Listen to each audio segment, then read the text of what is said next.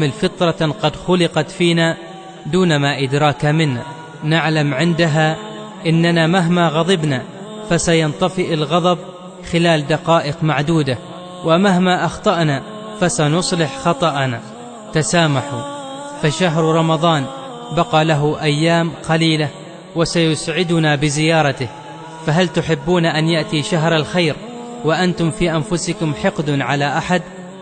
قال رسول الله صلى الله عليه وسلم: لا يحل لمسلم أن يهجر أخاه فوق 3 ليال، فيعرض هذا ويعرض هذا، وخيرهما الذي يبدأ بالسلام.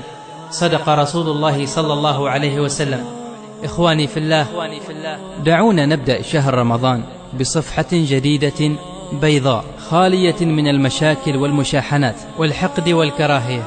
بادر وصالح لتزيد من أجرك وتريح قلبك، وقدم لكل من أساء لك السماح، وانظر للسماء وابتسم، فالله راض عنك.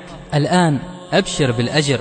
دعونا ننتهز هذا الشهر لكي يكون بداية في التسامح والعفو عن كل من أساء إلينا. هنا أقول: اللهم إني عفوت عمن ظلمني، اللهم إني عفوت عمن أساء إلي، اللهم إني سامحت من اغتابني، اللهم إني سامحت جميع المسلمين. اللهم آمين. تقبل الله صيامكم وقيامكم، وكل عام وأنتم بخير.